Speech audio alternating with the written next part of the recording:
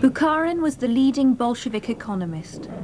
A popular man, his humane policies posed a major threat to Stalin, and their complex relationship dominated Russian politics in the 20s and 30s. Bukharin finally fell victim to a brutal regime of terror, which greatly marked the lives of all those, Russian and foreign alike, who lived through it.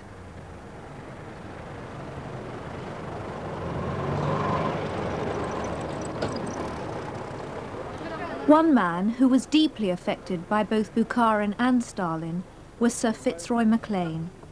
He arrived in Moscow in 1937 as a junior diplomat posted to the British Embassy.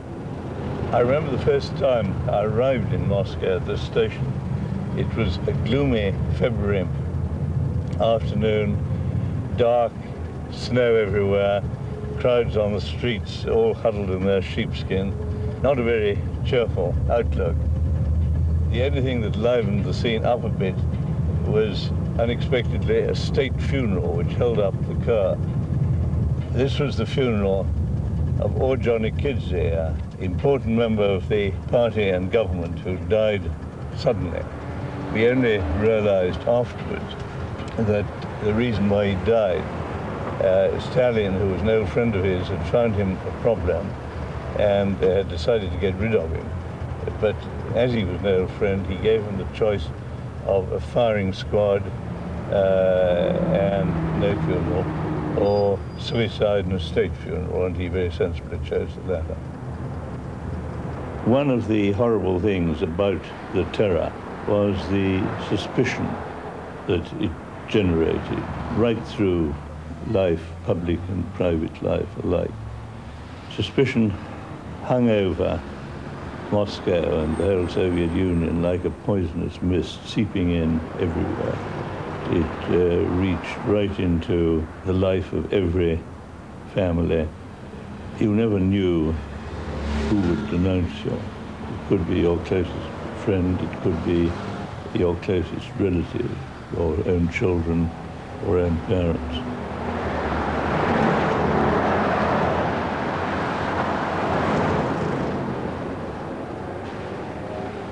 In a remarkable turnaround, Mikhail Gorbachev has denounced the Stalin era and confronted the Russian people with the reality of their past. For the first time, Stalin, once the revered and adored national leader, is being reappraised by the Soviet authorities, and the stagnant bureaucracy which he established is being dismantled. Thousands of people who disappeared or were murdered in the 30s have been rehabilitated. In February 1988, Gorbachev declared Bukharin's trial rigged and the evidence falsified. He restored Bukharin's party membership, annulled his sentence, and declared the state guilty of his murder. People are now able to ask, was there an alternative to Stalinism? And some are saying, yes, the policies of Nikolai Bukharin. It's extremely difficult until this year to obtain any realistic and reliable information about Bukharin, simply because he was erased from the history books for half a century. But he's now become an object of intense interest amongst Moscow intellectuals, many of the older of whom are coming forward with memories of having worked with him in editorial offices, or even at earlier stages with him in the party apparatus. Thus, at last, we're beginning to get a picture of the man. The common denominator in all the pictures we've had so far is that he was found delightful and charming by all those who met him. One must remember that he was a young intellectual. He was 29 years old when the revolution happened. He was a revolutionary romantic, and for a revolutionary romantic, a real revolution is a wonderful thing. He imagined that the world could be rapidly transformed into communism, and he was one of the so-called left communists, one of those who were particularly given to utopian dreams at that time. For a long time, mixed economy, very slow movement to socialism. Yes, of course, industrialization, but not too fast, at the speed that the market-based relationship with the peasants can bear. Of course, you can tax them, but not too much. After all, you mustn't use force. This is his great contribution. The revolution was the use of force, of course. Coercion, he was in favor of the terror during the revolution. After the revolution, this is a workers' and peasant state, the further movement should be peaceful and should not, so to speak, be determined by the drastic use of coercion and the police. This is where, of course, he parted company later with Stalin. Bukharin's solution was the new economic policy. It was a mixed system encouraging private enterprise on a small scale, but nationalizing major industries. To some, it was a sellout. The communist revolution had been hard won, and they were reluctant to see a semi-capitalist system installed. Others, notably Lenin, were impressed by its realistic approach. The full conversion, Lenin insisted, would not happen overnight, and compromise was essential. The new economic policy was introduced in 1921, and Bukharin's popularity soared. On Christmas Day, 1922, Lenin wrote of Bukharin, "He is not only the most valuable theoretician of the party, but is the favorite of us all." But by now, Lenin was terminally ill. Bukharin was his closest confidant and visited him almost daily. As editor of Pravda, the party newspaper, Bukharin was able to voice Lenin's policies and communicate his last instructions. The Russian writer, Anatoly Rybakov, clearly remembers the uncertainty over who would be chosen to succeed Lenin.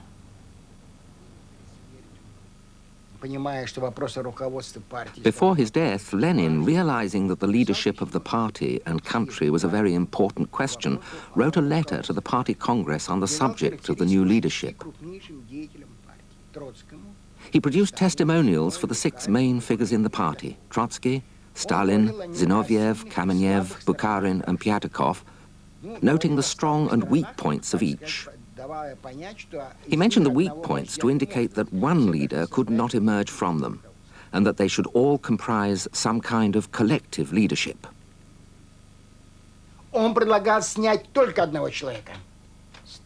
He proposed the removal of only one person, Stalin. You see, although he called Stalin one of the major leaders of the party, it was Stalin alone he proposed removing. He realized that Stalin would be an obstacle on the path which he, Lenin, had envisaged. Lenin died on January the 21st, 1924. His coffin was brought from Gorky to Moscow by train, and Bukharin helped carry it through the streets. To lose their leader only 6 years after the revolution came as a devastating blow to the Russian people.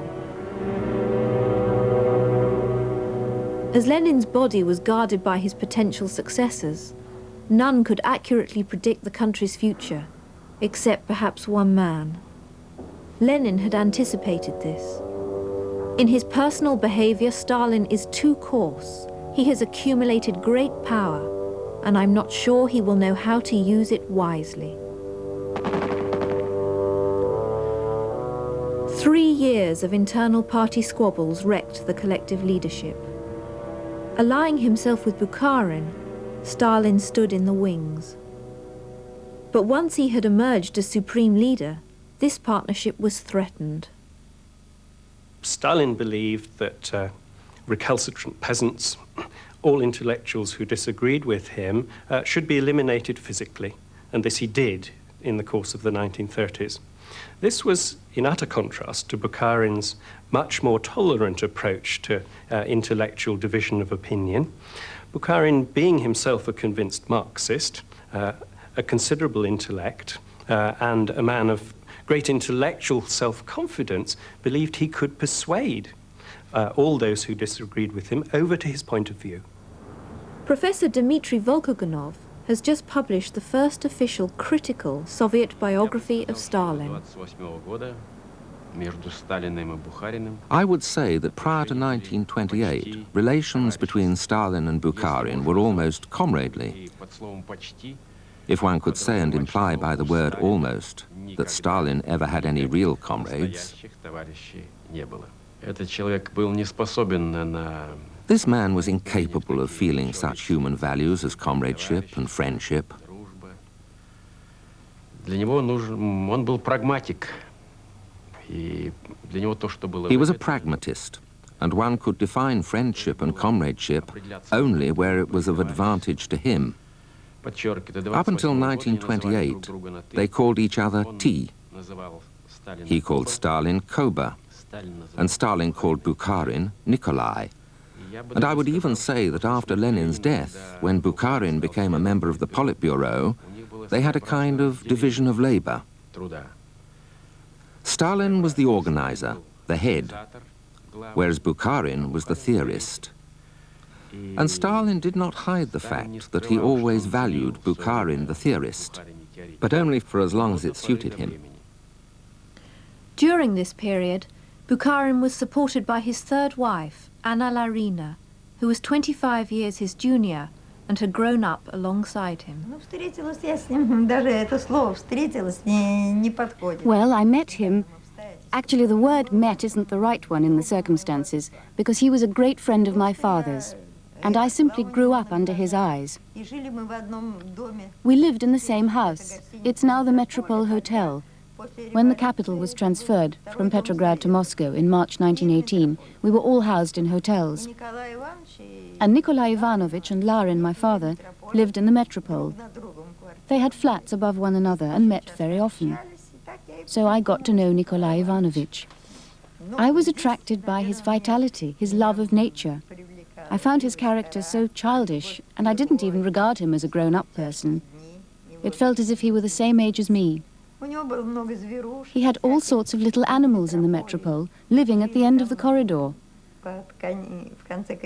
Our rooms were situated at the end of a corridor and were partitioned off by a fountain. But the fountain hadn't worked since the revolution, and he set up a menagerie there. He had a monkey and a bear cub living there. And that's how I was charmed.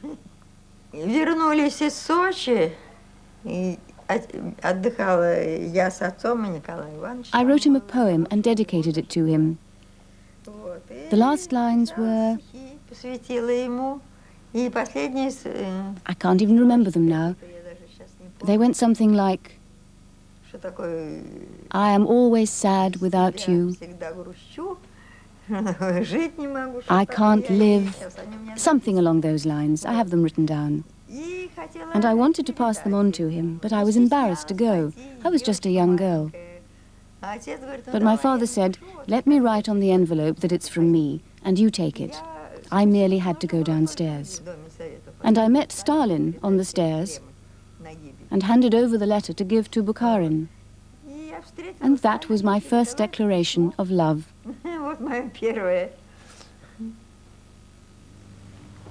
It took Bukharin many years, at least until the late 20s, to wake up to the danger, to all the original idealism of Bolshevism that Stalin and his Stalinist followers would provide. He's very naive here, and it doesn't seem to be until almost the last moment when Stalin reveals his hand and insists on the use of violence against the peasantry that Bukharin sees the alarm signals. And by then, of course, it's too late. This stems directly from his very trusting nature, and it's quite extraordinary that even in political defeat by Stalin, which was effected by 1929, Bukharin seems not to hold a grudge against Stalin personally. They remain on rather intimate terms, in the sense that they live in adjoining flats in the Kremlin, and when Stalin's wife commits suicide at the end of 1932, in circumstances that are still yet unexplained, but which were clearly a strong blow to Stalin personally, Stalin proposes that he and Bukharin swap apartments so that he would no longer need to live in this bloodthirsty bedroom. They used to go on picnics together in the best Russian manner and stripped to the waist and engage in wrestling matches, which Bukharin always won, a fact that Stalin may well have held against him later. In 1929, Stalin threw out Bukharin's new economic policy and implemented a brutal plan designed to convert Russia from an agrarian society to a superpower in just 10 years. A vast transformation of the countryside took place. The Dnieper Dam, then the largest dam in the world, was constructed, followed by thousands of miles of railway tracks connecting the remotest corners of the country to the centres of power. Heroic, even impossible targets were met, utilising massive manpower. Glorious triumphs, Stalin's reign of terror was just beginning. I could see, there was a lot I didn't know, of course, but I could see how that man, gradually discarding opponents and setting one group on another, came to take personal power within the country. Of course, the atmosphere in the 1930s was on the one hand construction and the enthusiasm of people, and he knew how to provide young people with slogans. Songs were written, music composed, films made, theatre. Everything was at work. It was a vast propaganda machine that praised him and all his doings. And it was, of course, very difficult to oppose that propaganda machine. The people believed that this was as it had to be. Do you see? Believed in Stalin, in what he was doing, and the cause of socialism. And on the other hand, there was terror. The fear of saying a wrong word, since you could suffer for a single wrong word. Stalin had grown to hate the kulaks, the rich peasants who had profiteered under Bukharin. In a fit of revenge, he stripped them of their wealth and transported over 3 million to their deaths. This dismantling of the countryside led to widespread famine. Bukharin witnessed the tragedy at first hand, and as Anna recalls, it devastated him. He used to go to the Crimea and see the starving children with swollen tummies, and used to come to my father and relate it all. And he even burst out crying. It was a terrible episode. He was most upset by it. But he wept in silence, so to speak, in his own home. We cannot possibly quote him as saying in any public place what he thought of it. I should imagine he was dismayed. But to interpret Bukharin, one must remember that he was a loyal member of the party. And Stalin played on that. In a difficult and dangerous world, Hitler coming to power in Germany, also in the same year, 1933, was this the time to rock the boat? And I think Bukharin kept silent not only because the secret police was hovering on the doorstep, but because he felt it his duty to keep silent. Inside the British Embassy, Fitzroy Maclean watched Stalin's terror gathering momentum. At that time, nobody was safe. High officials, high party officials, government officials, marshals, generals, admirals, people who'd given the whole of their lives to the Soviet cause simply disappeared overnight. And of course, it was also a time of delation. People denounced each other. If you wanted somebody's job or his wife or even his flat, you denounced him as a Japanese or a German or British spy, and he was wheeled away. Horrible atmosphere. You could see people shivering in their shoes. One child whose life was profoundly affected by the terror was Engelsina Chekova. Aged 7, she attended one of Stalin's meetings in 1936 with her father, a minor party official from Serbia. I felt awfully bored. I was sitting there with a huge bunch of flowers, 2 of them. Then I got fed up. Here's a photo of all the delegates. And during one of the speeches, I just got up and started off towards the platform. Stalin turned round and picked me up. That's the moment they printed the photo of.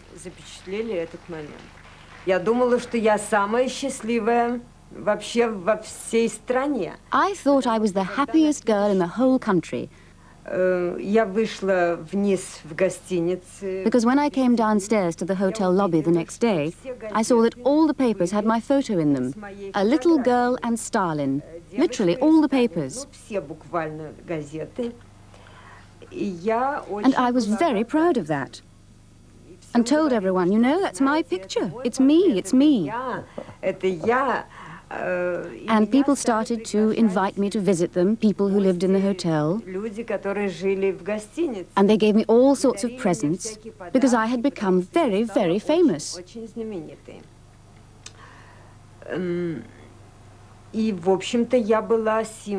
I had become the symbol of happy childhood. A sculpture of Engelsine entitled "Thank you, Comrade Stalin, for my happy childhood" was erected in Moscow. It has since been pulled down. On December the 11th, 1937, Engelsine's father disappeared.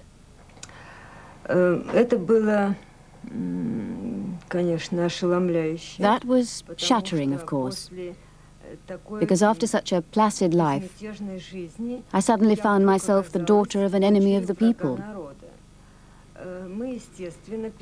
Naturally, we wrote Stalin a letter, because we certainly didn't link my father's arrest with Stalin.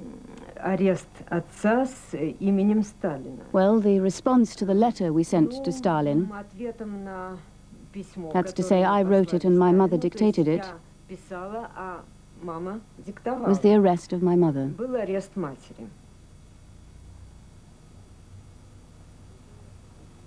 Engelsine never saw her father again, and her mother died in exile in Turkestan.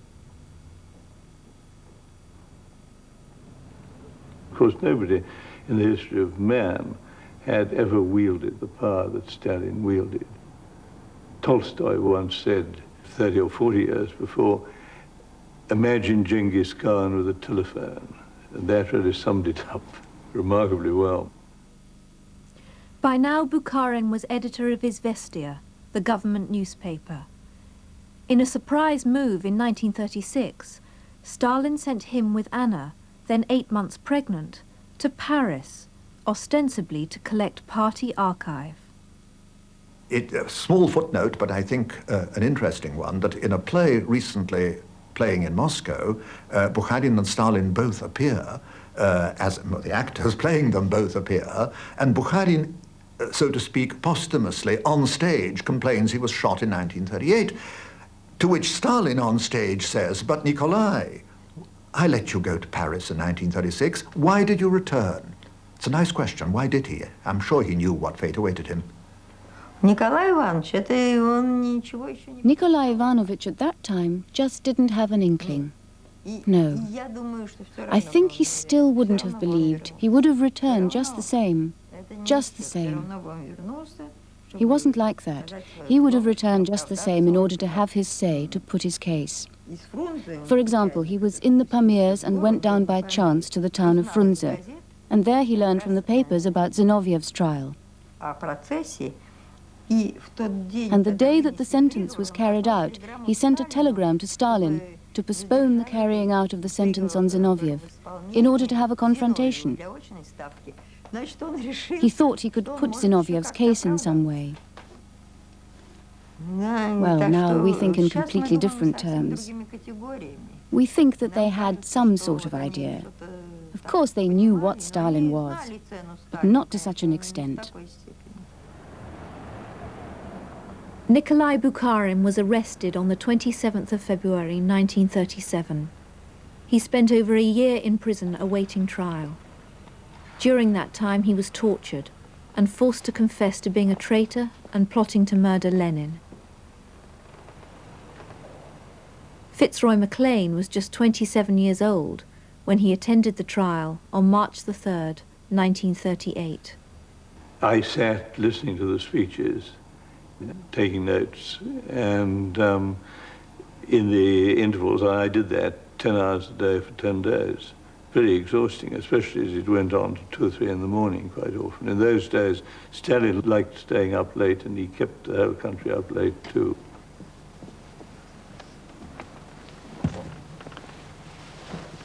This is where that extraordinary trial was held. Before the revolution, it had been the ballroom of the Nobles Club. Now it was filled with a carefully selected audience of party members, come here to be thrilled, to be edified, but in the ultimate analysis, to be scared and to be warned. It was quite easy to recognize Bukharin. He looked, for one thing, much more of an intellectual than the others did. His intelligence shone out from his eyes. And then he had a palish complexion, and he had a little beard that made him look a little like his friend Lenin. There was also, of course, Rykov, who had been at one stage Lenin's successor. Then there was Kristinsky, who equally had been very important in the early days of the revolution and who recently had been Deputy Commissar for Foreign Affairs and who, you know, one had met at embassy parties and that sort of thing. Finally there was Yagoda, the enormously sinister former head of the secret police, who had probably mounted the whole trial himself, only to find himself popped into the dock along with the people he was accusing. At the beginning of the trial, of course, people were relaxed and waving to their friends and laughing and talking. But once it started, there was an atmosphere of pretty good tension, because after all, these men were being tried for their lives. One of the things that sticks in my memory is how fit and smart the special security guards looked guarding the dock, and how comparatively grey and seedy the prisoners looked.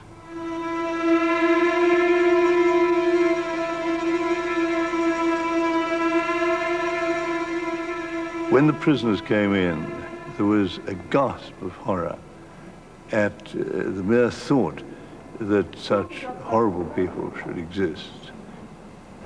They were charged with every conceivable crime in the calendar, with having tried to murder Lenin, tried to overthrow the government, sabotage the economy, sabotaged agriculture, contacts with every secret service in the world, every foreign espionage organization, and so on, and crimes going right back to 1905, to long before the revolution. The prosecution case was led by Andrei Vyshinsky. Later on, Stalin promoted him to foreign minister. A series of articles damning Vyshinsky's role in the trial were recently published by the Russian writer Arkady Vachsberg. His method was abuse, bad language. When you read his speeches now, you are struck by the vocabulary of this professor who subsequently became an academic. He didn't take the trouble to construct a case. He paid little attention to evidence. But on the other hand, he had a good knowledge of the range of abusive language. His favorite expressions were filthy dogs, demented bitches, diseased lice, etc. It would be impossible to list them all now. The most remarkable thing is that this language got through. It worked. It made an impression instead of evidence. Они готовят открыть фронт нашей страны. Они готовят открыть границы нашей страны. Они готовы открыть широко ворота иностранному завоевателю. Но они хотят изобразить это дело так, как будто это черное дело каких-то иных, чужих рук, против которых они, видите ли, вот эти вот иезуиты и фарисеи, эти Иуды Искариоты и Василий Шуйский поднимают теперь свой голос подлинного советского патриотизма. Игра разоблачена. Маска предательства с их облика, с их лиц сорвана. И сорвана раз и навсегда. Vyshinsky was a particularly unpleasant phenomenon because his own political past, which everybody was digging into, wasn't too clear. He'd been a Menshevik until 2 or 3 years after the revolution, and that was not a healthy thing to have been. He also was second-rate in most ways, but a yes man through and through.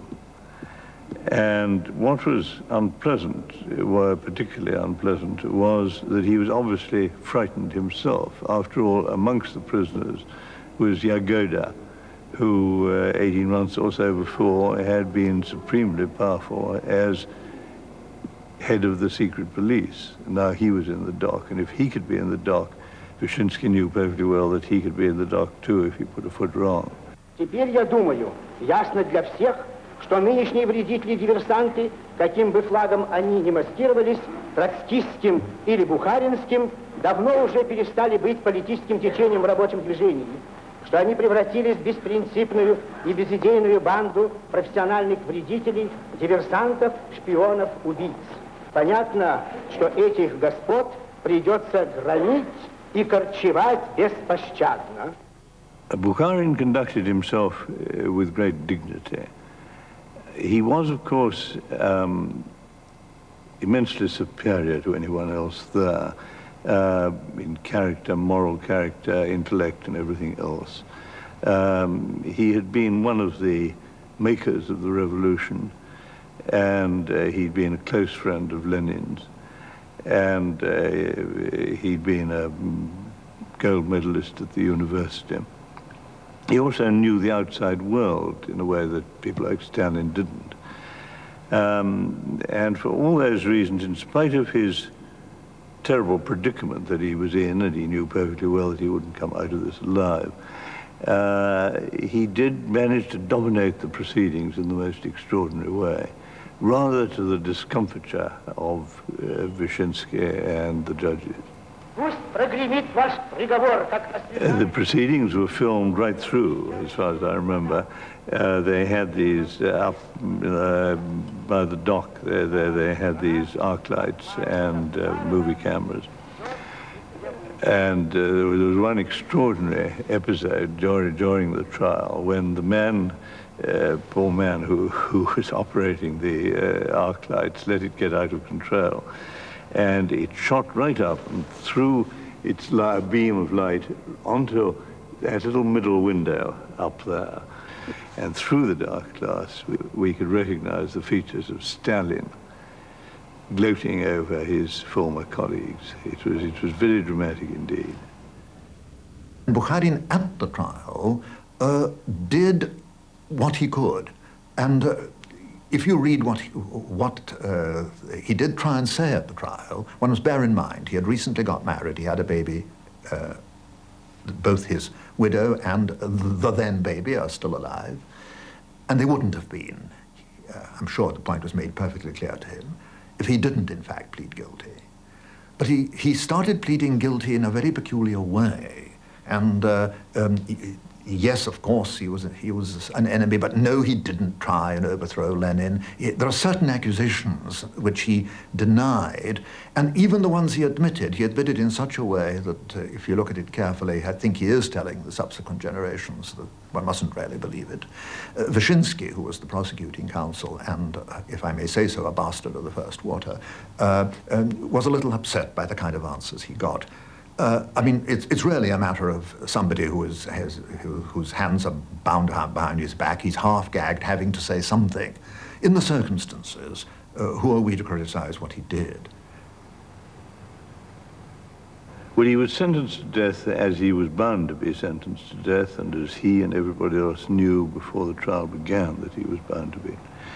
My own reaction was that was what was bound to happen in these circumstances. But of course what shocked me and what left really a horrendous impression was, after listening to this 10 hours a day for 10 days, one was stunned by it. One went away with the horror that it should be possible to manipulate human beings in that way, intelligent human beings, and get them to go through these antics. By 1939, Stalin had personally signed 40,000 death warrants, eliminating men, women and children in an attempt to purge the country of the old Bolshevik revolutionaries. What happened to me before his death, before the sentence? Yes, Nikolai Ivanovich was arrested on the 27th of February, and he had not yet been condemned when I was banished from Moscow to Astrakhan. A decision was sent there, allegedly sentencing me to 5 years' exile. But I was arrested again 3 months later.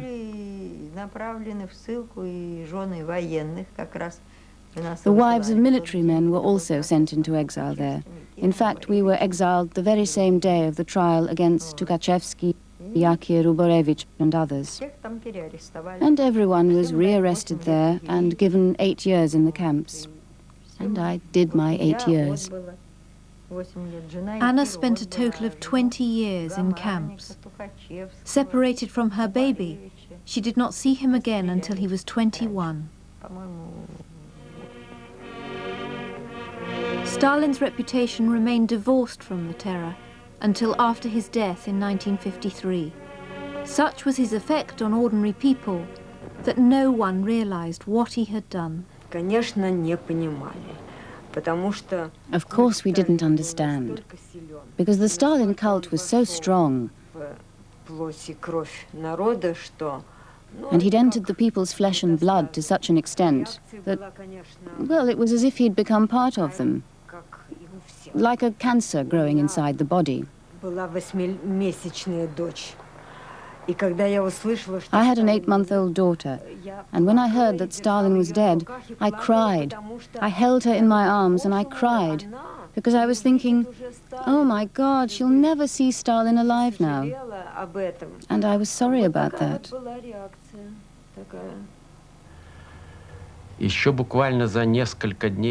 Literally just a few days before his arrest, and Bukharin still had a government network telephone. He was the editor of a major paper. He telephoned Stalin using the government network telephone and said, "Koba, do you really believe that I am an enemy?" And Stalin said to him, "Nikolai, calm down. We'll get to the bottom of things and everything will be okay." And he replaced the receiver. That is to say, he was a very great hypocrite. He was an actor writ large. He could present himself in one role during the Politburo sessions, in another in addressing the people, and in yet another when dealing with military commanders. He was an actor, and Bukharin was a victim of his. Oh dear, he wrote him endless letters, proving his innocence and addressing him as Dear Koba. I don't know, but it's hard to say. But all the same, I think that he realized what he was worth. It's hard for me to say, because by then he was psychologically unbalanced. And I can't say that he was, by this time, a person in full command of his mind. Perhaps later, in prison, it all subsided. But here he was very agitated, and it was as though a straitjacket had been put on his brain. It's very difficult to explain psychologically, very difficult. Because so much had landed on him, and on top of it all, a young wife and son who was virtually newborn when he was 10 months old. And all of this together had a terrible effect on him. It's a difficult question, but I don't think he thought well of Stalin by then. Anna's role in this story is fundamental, and its essence is that in the hours before his arrest in 1937, Bukharin wrote down and then subsequently destroyed a text dedicated to the future generation of party members. He insisted that she memorized it, which she did, and in 1961, herself having had almost a quarter of a century in Soviet prisons and labor camps, she was called into a Khrushchev party commission investigating the Bukharin case and announced its existence.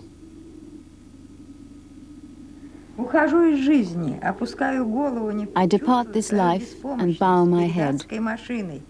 I feel my helplessness in the face of a hellish machine which, using no doubt the methods of the medieval ages, possesses gigantic force, fabricates organized slander, and operates boldly and confidently.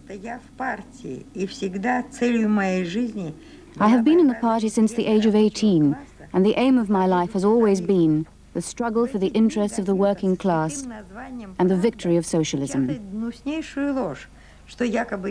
During these days, the newspaper with the sacred name Pravda, Truth, has been printing the most vile lie. That supposedly I, Nikolai Bukharin, wanted to destroy the achievements of the October Revolution and restore capitalism. I appeal to all members of the party in these, possibly the last days of my life. And I am convinced that the filter of history will, sooner or later, inevitably cleanse the dirt from my head. Baby, please don't go back to New Orleans. I would unhesitatingly have given my own life for the life of Lenin, and I organized nothing against. Request the new, young and honest generation of party leaders to read out my letter at a plenum of the Central Committee, vindicate me and reinstate me in the party.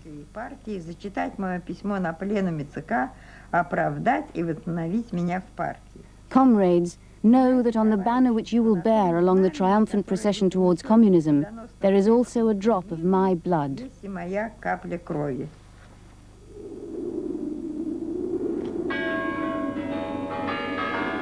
I'm always amazed by the continuity of Russian history. Mr. Gorbachev has said that you can't understand Russia today unless you know her history, and I think that's very true. Over the centuries, Russia has been blessed, if that's the word, with a series of rulers who felt that it was their duty or their inclination to drag their country and people, kicking and screaming, into the next century. Ivan the Terrible, first of all, then Peter the Great, and then Stalin. And in many ways, they all resembled each other, and so did their methods, which were very rough indeed. The rehabilitation of Bukharin was started last year when a committee headed by Judge Marov examined 100 volumes of evidence from the trial. They concluded there had been a total arbitrariness and total disregard for the law. The process of rehabilitation was threefold: judicial, academic, and political. In February 1988, Bukharin's sentence was annulled. In May, his name was restored to the Academy, and in June, he was posthumously reinstated to the party. But it had taken 50 years to clear his name. I think the main reason for that is that the history of the party hitherto has always presented the whole Stalin period as basically a good thing, except that Stalin killed too many people. But Bukharin and many of these other characters had disagreed on important elements of the party line. And it seemed, from the point of view of the infallibility of the party, difficult to rehabilitate them without putting into question a large segment of Soviet history and even the infallibility of the party. Well, now we have, under Gorbachev, the party leaders saying, well, leader saying, and saying frequently, that they're not infallible, that this is a totally new atmosphere in which you can look differently at Soviet history and indeed at the Soviet present. Hundreds of names have now been restored in a massive attempt to recognize and redress the past. As mass graves are being discovered outside Moscow, a vast memorial to those who perished under Stalin's rule is now being planned. But it is the restoration of Bukharin that has had the most impact. Gorbachev is the first intellectual in the Politburo since Bukharin, given that over the intervening 50 years one had, first of all, the Stalinists who were not interested in independent ideas, and non-intellectuals such as Khrushchev. The similarities between Bukharin and Gorbachev are most compelling. They have the same supporters. Both appealed quite directly to an educated intelligentsia and to the population at large that wishes to be active in advancing itself economically, whether peasants or workers, in order to assist the economy as a whole. Moreover, they share the same enemies. Bukharin's great warning against the creation of a central state apparatus, which he knew Stalinism would bring, is precisely the same body of opinion and officials which Gorbachev is at present trying to reduce. Therefore, the past closely relates to the present. Hence, the great interest amongst Gorbachev and the Soviet population in Bukharin's ideas. If a nation wants to go forward, it must know its own history. So, of course, it's a difficult operation. It is hard for many people to remember everything that happened, because people lived then. They believed in something. They had work to do. They believed in Stalin, and many were in the army. So it's all very difficult. And they did not put up resistance against Stalin, against the terror. They did not protect the innocent. And it's hard to remember that. But without it, we cannot go forward. We must free ourselves from Stalin's legacy.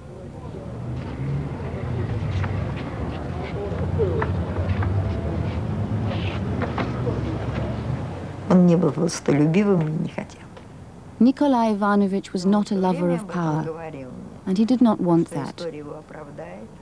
He used to talk about it to me all the time, about how history would vindicate him, that annoying mistakes happen in history, but that in one way or another the filter of history would, as he wrote, cleanse the dirt from his head, and that I was young, and that I would live to see it.